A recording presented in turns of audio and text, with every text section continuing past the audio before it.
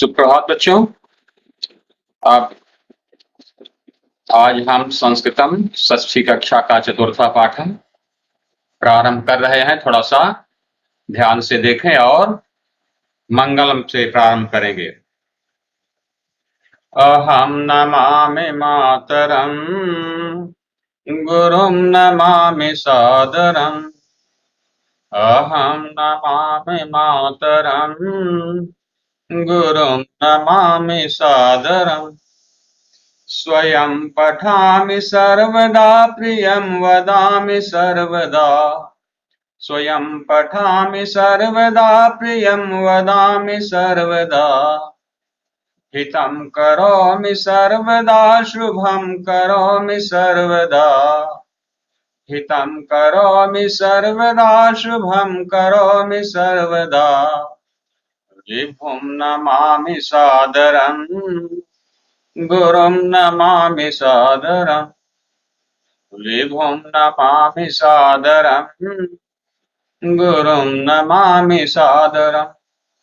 अहं नमामि मातरम् गुरुं नमामि सादरम्। चलामि नीति सत्पथे हरामि मातृभुव्यथाम्। चलामि नीति सत्पथे हरामि मातृभुव्यथाम्। दधामि साधुता व्रतं सृजामि कीर्ति सत्कथाम्। दधामि साधुता व्रतं सृजामि कीर्ति सत्कथाम्। प्रभुं नमामि सादरम् अहं नमामि मातरम्। प्रभुं नमामि सादरम् अहं नमामि मातरम्। अहं नमामि मातरम् गुरुं नमामि सादरम्। अहं नमामि मातरम् गुरुं नमामि सादरम्। गुरुं नमामि सादरम्। चतुर्थ पाठ प्रारंभ करेंगे बच्चों। देखेंगे चतुर्थ पाठ यहाँ पर इसका शीर्षक दिया है विद्यालय। चतुर्थ पाठ जो है इसका शीर्षक यहाँ पर दिया गया है विद्यालय। तो हम ये देखें यहाँ पर लिखा है विद्यालय है। चतुर्थ में विद्यालय यहाँ पर दिख रहा है आपको। विद्यालय मतलब विद्यालय। चतुर्थ पाठ जो है वह विद्यालय के विषय में बताया गया है उस पाठ में कि विद्यालय में क्या क्या है, किस तरह से पढ़ते हैं। तो आपस में बच्चे इसमें चर्चा भी करेंगे और विद्यालय की जानकारी भी मिलेगी। साथ साथ संस्कृत में कैसे हम वाक्यों का निर्माण करेंगे, उनका अर्थ समझेंगे, यह भी सिखाया गया है। तो मैंने अभी आपको पिछली कक्षाओं में बताया था कि बच्चों अहम आवाम वयम बहुत बार बताए। अहम आवाम वयम त्वम युवाम यूयम इनका प्रयोग बार बार होगा। अहम मैं अकेला, आवाम हम दोनों, वयम हम सब। त्वम तुम अकेले, युवाम तुम दोनों, यूयम तुम सब। इसके अलावा जैसे सह तौ ते, एषः एतौ एते, सह तौ ते इत्यादि शब्दों की जानकारी आपको दिए थे। और ये भी बताए हैं कि प्रथम पुरुष, मध्यम पुरुष और उत्तम पुरुष, तीन पुरुष में हम कर्ताओं को गणना कर लेंगे तो उनके अनुसार हम क्रिया का प्रयोग करेंगे। तो इस पाठ को जब हम पढ़ेंगे तो अहम, त्वम इन सारे शब्दों का जो ये सर्वनाम शब्द हैं खूब प्रयोग देखेंगे। और इसको अगर आप हमारी बातों पर ध्यान दिए होंगे तो कोई मुश्किल नहीं आएगी, आप स्वयं सभी करते जाएंगे। ध्यान से देखेंगे। पहले हम पाठ का उच्चारण करते हैं, अच्छे से पढ़ना सीखते हैं, उनका अर्थ समझेंगे। यहाँ ध्यान से देखिए। अब लिखा हुआ है यहाँ, आप शुरू करेंगे। एषः विद्यालयः अत्र छात्राः शिक्षकाः शिक्षिकाः च सन्ति। एषः विद्यालयः। एषः का प्रयोग सीखे थे प्रथमा पाठ में ही। एषः मतलब होता है यह, पुल्लिंग शब्द के लिए आता है। जैसे एषः बालकः, एषः अश्वः, एषः गजः, इस तरह से एषः विद्यालयः, विद्यालय यहाँ पुल्लिंग शब्द है, यह विद्यालय है, एषः विद्यालयः, यह विद्यालय है, क्योंकि विद्यालय के विषय में ही यहाँ बताया जा रहा है। अत्र, अत्र शब्द रहेगा तो अत्र का मतलब होता है यहां, इसको याद कर लें, नहीं तो नोट भी करते जाना है। अत्र मतलब यहां, आप शब्दार्थ बनाए होंगे तो शब्दार्थ में इसको हम देख करके लिख लेंगे। शब्दार्थ का जहां पर बनाए हैं वहां पर देखो, यहां जैसे शब्दार्थ का कॉलम आया, यहां पर हम लिख लेंगे अत्र, यहां पर अत्र लिखते हैं।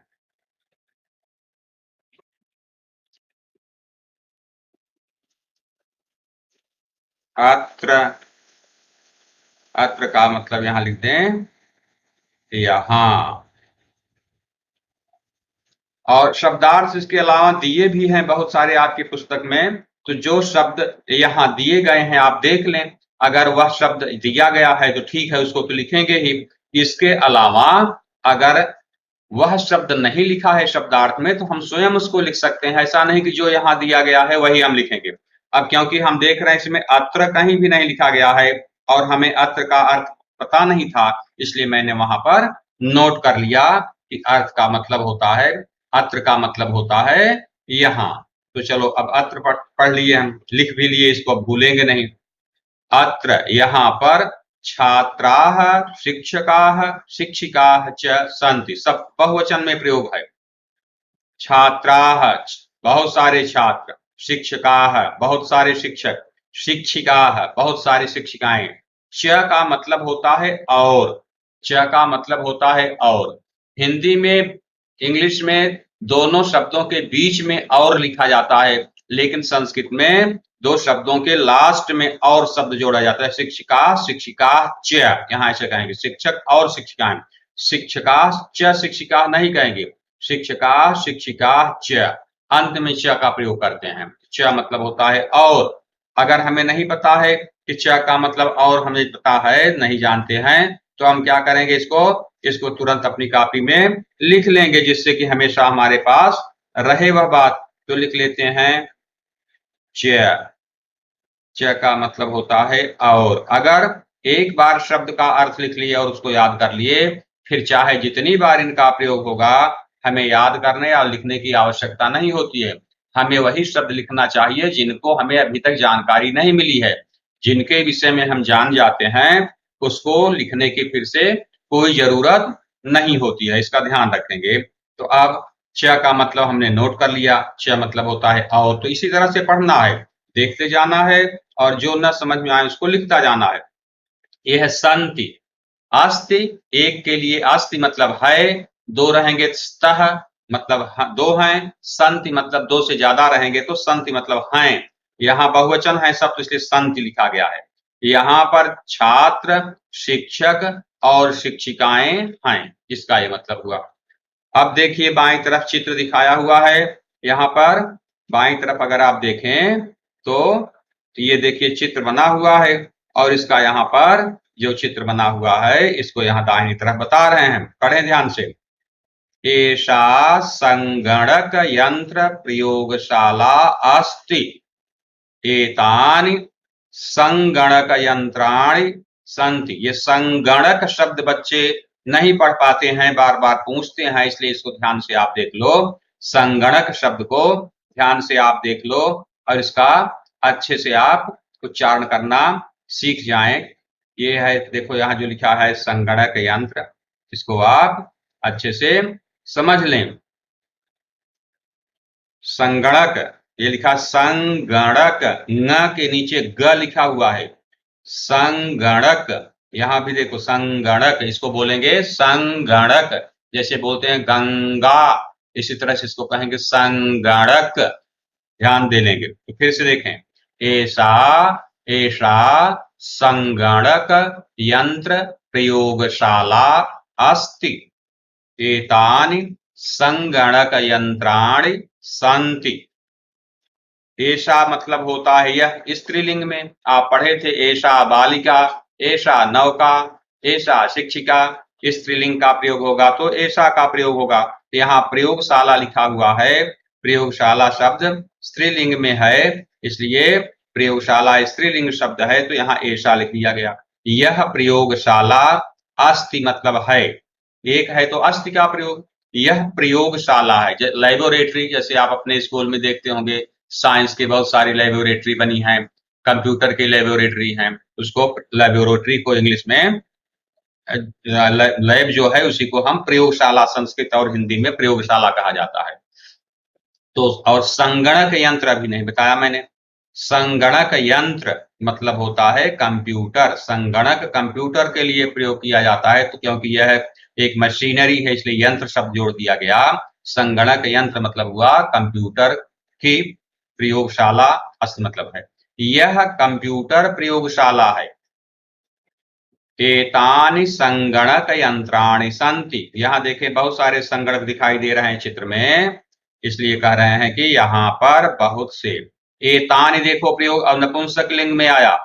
तत् एतत् एते एतानि फलम फले फलानि पुस्तकम पुस्तके पुस्तकानि। एतानि बहुवचन नपुंसक लिंग में हो गया। एतानि मतलब ये सब। एक बार शब्द का अर्थ हमें आ गया तो उसको बार बार लिखने की आवश्यकता नहीं, समझने की नहीं, तब आपके समझ में आ जाता है। ये सब कंप्यूटर हैं। एतानि संगणक यंत्राणि सन्ति। ये सब कंप्यूटर हैं। यंत्राणि क्योंकि नपुंसक लिंग बहुवचन है इसलिए एतानि भी नपुंसक लिंग बहुवचन का प्रयोग किया गया है। ये सब कंप्यूटर हैं। ये सब क्या हैं? ये सब कंप्यूटर हैं।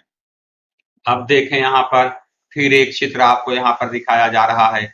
यहाँ पर एक चित्र दिखाया जा रहा है आपको, और चित्र में फिर आपको समझाया जा रहा है इसके विषय में। बाईं तरफ देख करके कि चित्र देखो उसमें क्या बात है। अब कह रहे हैं एतत्, देखो एतत् प्रयोग हो गया। एतत् नपुंसकलिंग एक वचन में, एतत् एते एतानि लिख करके मैंने बताया भी था इनको। और यह उद्यानम के लिए आया है इसलिए एतत् नपुंसकलिंग उद्यानम नपुंसकलिंग का शब्द है। फलम फले फलानि उद्यानम उद्याने उद्यानानि। उद्यानम शब्द पहले भी प्रयोग हो गया था। उद्यानम का अर्थ आपको बताए थे क्या होता है? बगीचा। उद्यानम मतलब होता है बगीचा। आपको पता होना चाहिए उद्यानम का अर्थ है बगीचा, और अगर भूल गए हैं, नहीं पता है, तो हम चाहें तो इसको लिख सकते हैं। तो लिख लेते हैं उद्यानम का अर्थ। उद्यानम को लिख लेते हैं। उद्यानम अगर पता है तो लिखने की आवश्यकता नहीं है, और अगर नहीं जानते हैं तो इसको लिख लेना चाहिए। उद्यानम मतलब बगीचा। इस तरह से उद्यानम का मतलब है बगीचा। जो अर्थ ना पता हो इस तरह से हम लोग बीच बीच में इसको लिखते चलेंगे। जब लिखते चलेंगे तो कोई दिक्कत आएगी नहीं, जब पढ़ेंगे तो देख लेंगे अर्थ को और फिर उसका अर्थ समझ लेंगे। तो एतत् मतलब यह, अस्माकम मतलब होता है हमारा, यह हमारे विद्यालय का बगीचा है। ये जो चित्र आपको यहाँ पर दिखाया जा रहा है, इस उद्याने पुष्पाणि सन्ति। उद्याने पुष्पाणि सन्ति। तो पुष्पम पुष्पे पुष्पाणि, पुष्पाणि बहुवचन हो गया। पुष्पम मतलब फूल, पुष्पे मतलब दो फूल, और पुष्पाणि मतलब दो से ज्यादा, बहुत सारे फूल। तो बगीचा है, यहाँ पर फूल लगे हुए हैं, इसलिए कहा उद्याने पुष्पाणि सन्ति मतलब बगीचे में बहुत सारे फूल हैं। अस्ति एक के लिए, स्तः दो के लिए, और संत बहुवचन में, इसलिए देखो यहाँ उद्यानम एक था तो अस्त लिखा, पुष्पाणि बहुत हैं तो संत लिखा। वयम अत्र क्रीडामः पठामः च। वयम अत्र क्रीडामः पठामः च। वयम अहम आवाम वयम बताया हूं आपको। अहम मतलब अकेला मैं, आवाम मतलब हम दो, वयम मतलब हम सब। अत्र मतलब लिख लिए हम सब, अत्र मतलब यहाँ, अभी नोट किए थे। हम सब यहाँ क्रीडामः, क्रीड मतलब खेलना, पठ मतलब पढ़ना, क्रीडामः खेलते हैं, पठामः पढ़ते हैं, च मतलब और। तो और मैंने कहा संस्कृत में बाद में लिखा जाता है, हिंदी में बीच में आ जाएगा। तो हम यहाँ खेलते हैं और पढ़ते हैं। यहाँ ध्यान देंगे, मी वह मह आपको बताया था, अहम आवाम वयम, वयम है इसलिए मह का प्रयोग यहाँ पर होगा। क्रीडामः, पठामः, चलामः, लिखामः, वयम के साथ आमः जोड़ देते हैं। तो हम सब यहाँ खेलते हैं, पढ़ते हैं और पढ़ते हैं, और च का बीच में प्रयोग हो जाएगा। तो फिर से देख लेते हैं। एतत् अस्माकं विद्यालयस्य उद्यानम् अस्ति। एतत् अस्माकं विद्यालयस्य उद्यानम् अस्ति। यह हमारे विद्यालय का बगीचा है। उद्याने पुष्पाणि सन्ति। बगीचे में फूल हैं। वयम् अत्र क्रीडामः पठामः च। हम सब यहाँ खेलते हैं और पढ़ते हैं। तो इसका अर्थ आपके समझ में आ गया होगा। तो इस तरह से हम देखते चल रहे हैं और उनका अर्थ भी समझते चल रहे हैं, उच्चारण भी करते चल रहे हैं। तो चलें अब इसके आगे अगले पेज में देखेंगे आप। अब यहाँ पर दो बच्चे आपस में बातचीत कर रहे हैं। जब बातचीत करते हैं तो पहले बच्चे का नाम लिख दिया और वह बच्चा जो कह रहा है सीधे उसके सामने लिख दिया। अब बातचीत करने में तुम, मैं, आप इनका प्रयोग होता है, इसलिए तुम और मैं का प्रयोग करने के लिए यहाँ पर बातचीत का प्रयोग किया गया है। एक है यहाँ पर ऋचा और एक है प्रणव। आजकल ऋचा शब्द लिखने में थोड़ा सा बच्चों को मुश्किल आती है और र में ई की मात्रा लगाते हैं। देखो ऋचा शब्द इस तरह से लिखा हुआ है, प्रणव इस तरह से लिखा हुआ है। ये बच्चों के नाम है ऋचा और प्रणव। ऋचा, ये आपस में ऋचा और प्रणव, देखें यहाँ पर चित्र बना हुआ है, दो स्टूडेंट हैं बाईं तरफ और ये आपस में बातचीत कर रहे हैं। ऋचा पहले पूछती है, तव नाम किम। तव नाम किम, तव मतलब तुम्हारा, तव नाम किम, तुम्हारा नाम क्या है। अगर किसी छोटे से पूछना है तो पूछ सकते हैं तव नाम किम, तुम्हारा नाम क्या है। अब प्रणवः, प्रणव उत्तर देता है, मम नाम प्रणवः, मेरा नाम प्रणव है। तव मतलब होता है तुम्हारा एक के लिए, मम होता है मेरा एक वचन में। मेरा नाम प्रणव है, योर के लिए तव का प्रयोग, मम जो है माई के लिए प्रयोग है। मेरा नाम प्रणव है। और फिर वह कहता है, आगे एक प्रश्न पूछता है, तव नाम किम। उसने कहा मैं तो बता दिया, तव नाम किम, तुम्हारा नाम क्या है। इस तरह एक दूसरे से नाम हम पूछ सकते हैं। आपस में जब नाम नहीं जानते, नए बच्चे साथ में हैं, कोई दोस्त मिला तो उससे हम उसका नाम इस तरह कहकर पूछ सकते हैं, तव नाम किम, तुम्हारा नाम क्या है। ऋचा, अब ऋचा बताती है, मम नाम ऋचा, मेरा नाम ऋचा है। आप कोई भी अपने परिचय देते समय यह प्रयोग कर सकते हैं। मम नाम राकेशः, मम नाम इंदुजा, मम नाम शालिनी, मम नाम महेशः, मम नाम ज्ञानेन्द्रः, मम नाम दिनेशः, मम नाम सुरेंद्रः, मम नाम वाणी। तो जिसका जो नाम हो इस तरह से प्रयोग करके वह बता सकता है। फिर तव त्वम कुत्र पठसि, तुम कहाँ पढ़ते हो। कुत्र मतलब कहाँ, कुत्र का मतलब होता है कहाँ। इसका शब्दार्थ में लिखा गया है, इसका शब्द का अर्थ त्वम मतलब तुम, कुत्र मतलब कहाँ, पठसि मतलब पढ़ते हो। त्वम के लिए सी का प्रयोग क्रिया में होता है। त्वम कुत्र पठसि, अहम के लिए मी का प्रयोग है, यहाँ त्वम के लिए सी का प्रयोग है। तुम कहाँ पढ़ते हो, त्वम कुत्र पठसि, तुम कहाँ पढ़ते हो। प्रणवः, प्रणव बताता है, अहम अत्र एव पठामि। अहम मतलब मैं, अत्र मतलब यहाँ, एव मतलब ही। अगर एव शब्द का अर्थ हमें नहीं पता है, इसको लिख सकते हैं, क्योंकि बार बार मैंने कहा शब्द आएंगे, तो एक बार अगर लिख लेंगे तो हमेशा वह हमें हो जाएगा और उसका हम प्रयोग करने लगेंगे। तो चलिए हम लिख लेते हैं यहाँ पर, एव, एव का मतलब होता है ही, एव मतलब ही। अत्र एव, अत्र एव का मतलब होता है, अत्र मतलब यहाँ और एव का मतलब होता है ही। अत्र एव का मतलब है यहीं, यहाँ ही को हिंदी में बना दिए उसका संक्षेप, यहाँ ही को क्या बोलते हैं, यहीं।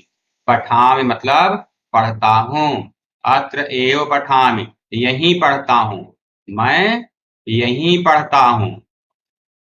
इदानीम आवाम मित्रे स्वः, ध्यान देंगे थोड़ा सा।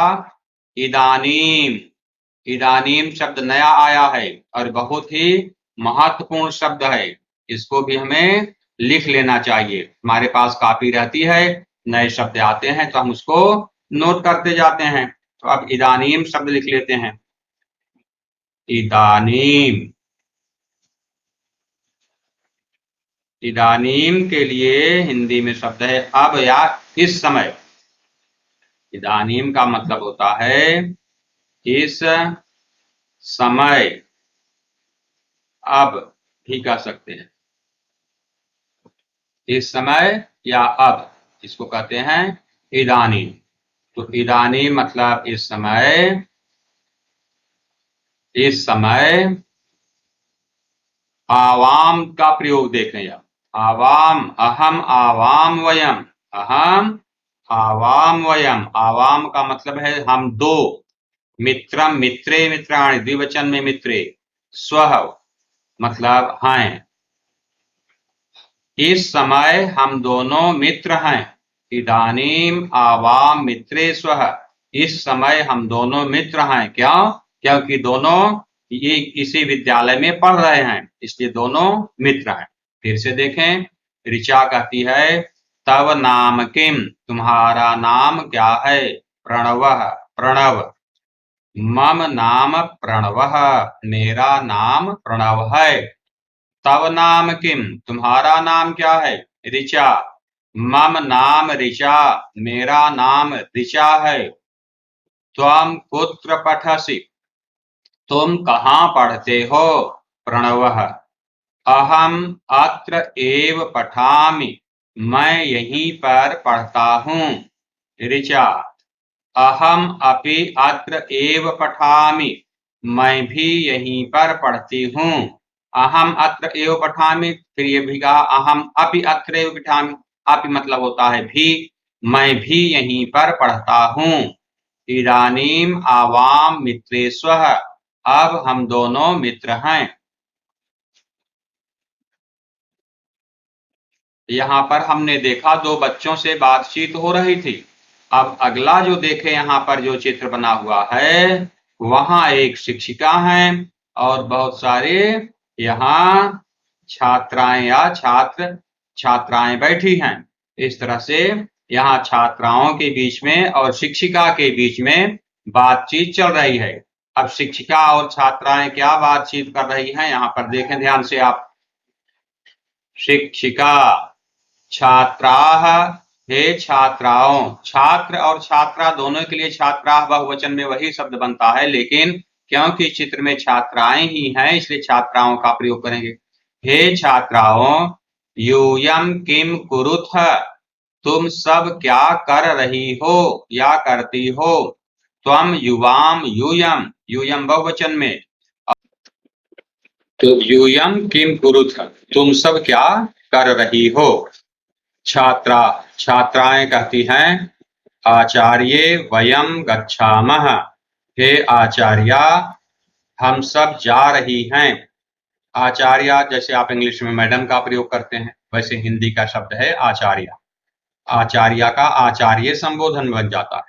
हे आचार्य जी, हम सब जा रही हैं, जाती है।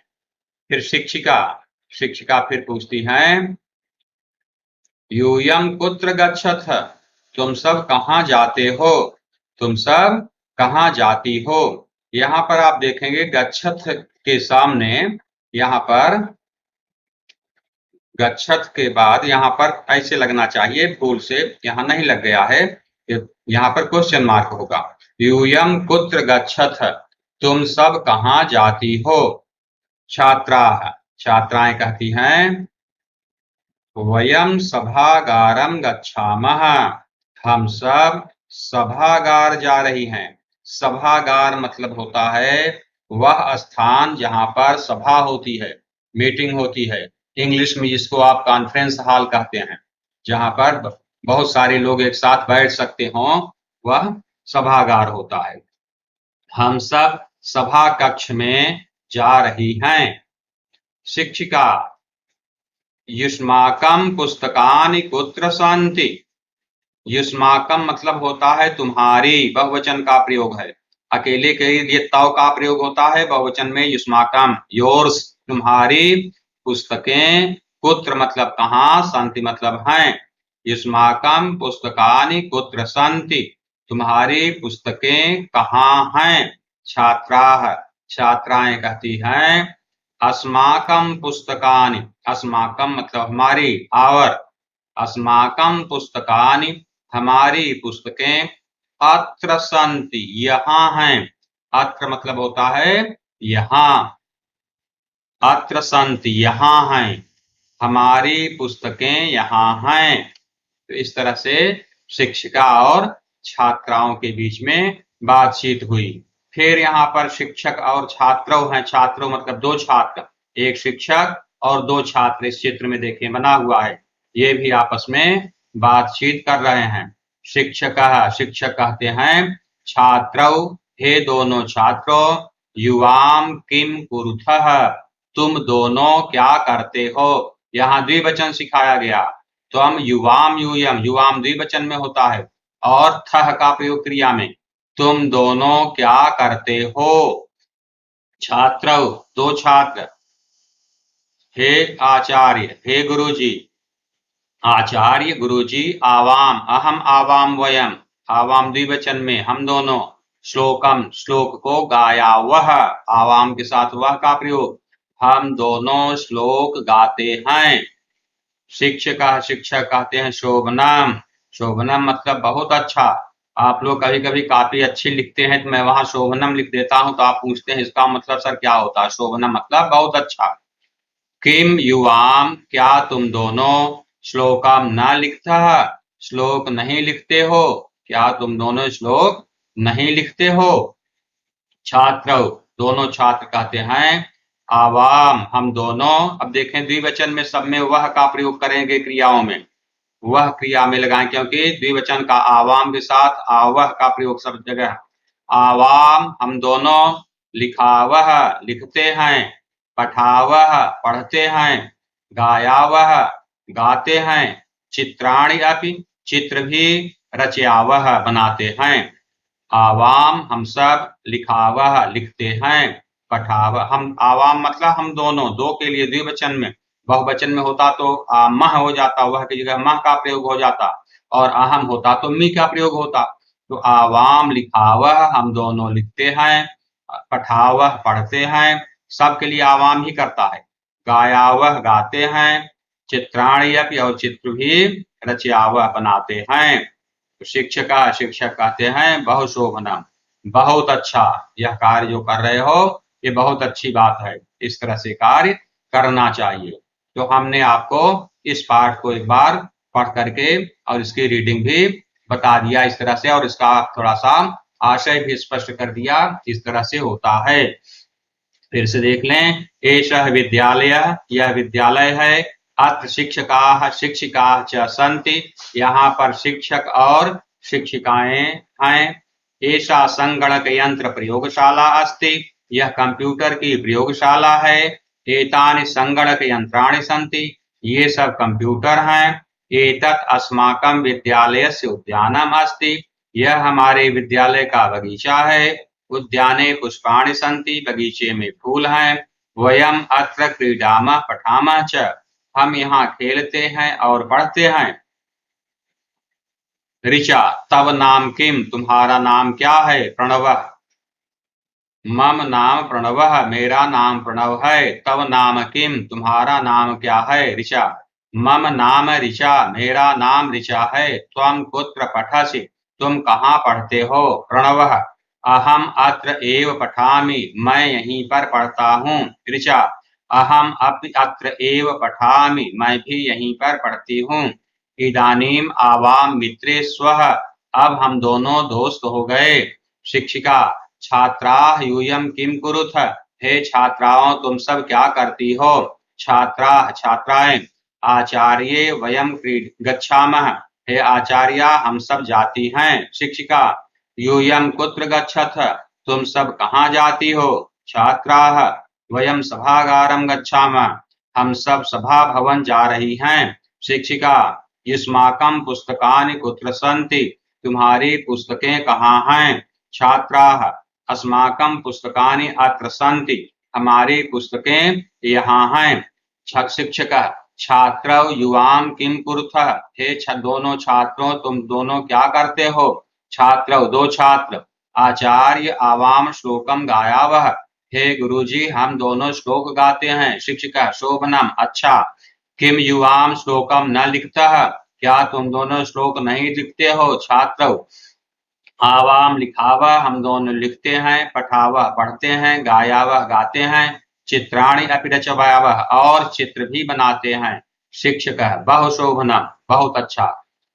इस तरह से हमने इस पाठ को पढ़ लिया। तो आज का आपका होमवर्क है अच्छे से जो शब्दार्थ दिया गया है पुस्तक में पाठ के बाद उन शब्दों को और अर्थों को आप अपनी कॉपी में जो यहाँ पर देखें दिया गया है इन शब्दों और अर्थों को आप देख करके हिंदी में और पहले संस्कृत में फिर हिंदी में जैसे यहाँ मैंने बनाया है देखें बीच में अच्छे से एक लाइन खींचेंगे इधर हिंदी संस्कृत के शब्द और इधर हिंदी के शब्द आप लिखते जाएंगे और इनको काम को पूरा कर लेंगे क्योंकि पहले लिख लेंगे शब्द वेग जो बुक में पाठ के अंत में लिए गए हैं और उसके अलावा बाद में आप उन शब्दों को जोड़ देंगे जो शब्द वहां पर नहीं लिखे गए हैं लेकिन उनको जानना जरूरी है। तो यह कार्य आप अच्छे से कर लेंगे जिससे कि अगले दिन फिर इस पाठ के विषय में जब मैं बताऊं तो आपके समझ में पूरी बात आती जाए। तो ध्यान रखें